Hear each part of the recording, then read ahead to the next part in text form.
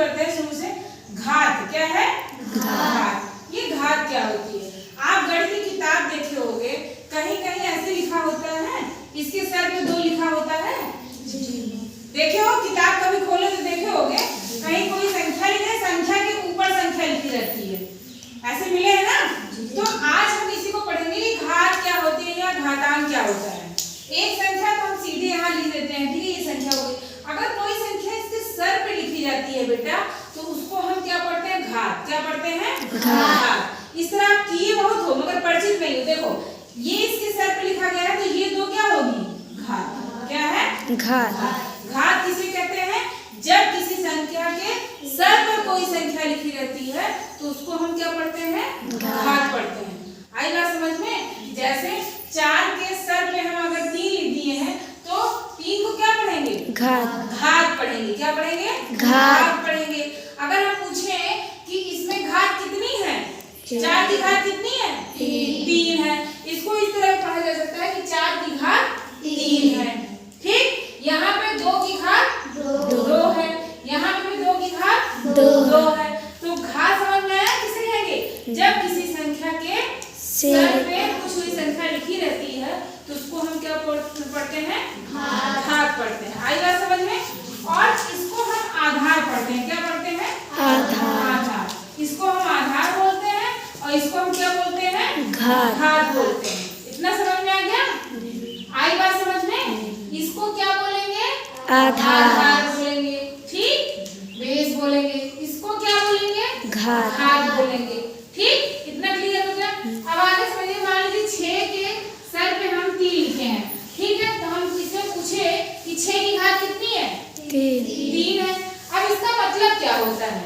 इसका मतलब होता है कि जितनी घात दी है उतनी बार संख्या का गुणा कर दो। ठीक है, जैसे 6 पे कितनी घात है? 3, तो इसका मतलब 6 को कितनी बार लिखेंगे? 3 बार ऐसे गुणा करके लिखेंगे। ठीक है, यहाँ 4 पे कितनी घात थी? 3। तो इसको अगर विस्तार रूप में लिखना होगा तो हम 4 को कितनी बार गुणा करेंगे? 3 बार। समझ में आया? या मतलब अगर यहाँ पे हम जैसे 5 की घात 5 लिख रहे हैं, ठीक है, तो इसमें अगर 5 की घात कितनी है? 5। और इसको हमें विस्तार रूप में लिखना होगा तो कैसे लिखेंगे? क्या चीज लिखेंगे? 5 को गुणा 5 बार लिखेंगे। 1 2 3 4 5। ये बात समझ में आ गई? घात समझ में आ गई? ऐसे ही मान लीजिए 10 की घात हमने 4 लिखा है। क्या लिखा है? 4। अगर हम पूछे यहाँ 10 की घात कितनी है? 4 है। तो इसको अगर विस्तार रूप में लिखना होगा तो क्या लिखेंगे? 10 को कितनी बार लिखेंगे? 4 बार लिखेंगे। 1 2 3 4। इतना चीज समझ में आ गया? इतना चीज समझ में आ गया? अब आगे बढ़ते हैं। ठीक है, जैसे अब इसी का उल्टा है, जैसे, ठीक है, मान लो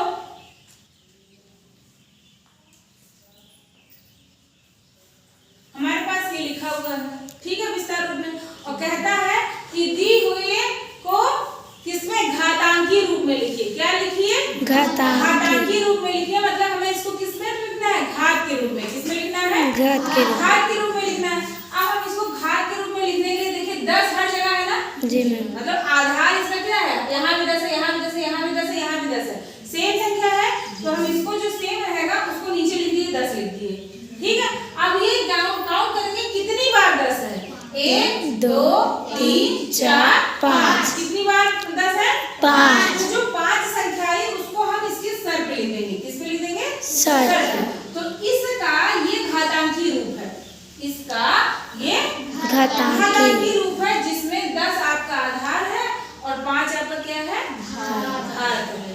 ठीक, अभी आपके चैप्टर में शुरुआत में जब देखिए तो आपको इसी घात से परिचय कराया गया है कि घात आखिर होती क्या है और किसी के सर पे अगर किसी संख्या के सर पे उसको लिखा रहता है तो उसका मतलब क्या होता है? उसका मतलब क्या होता है? ठीक है, मतलब समझ में आया कि किसी भी संख्या के, अब देखिए जैसे 2 है, 2 के सर पे क्या लिख दिया है? 2। इसका मतलब 2 की घात 2।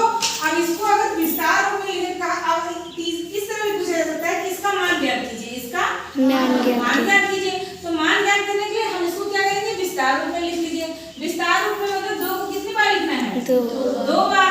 और इसका आप गुणा कर लीजिए। 2 दूनी 4। तो इसका मान क्या है आपका? 4।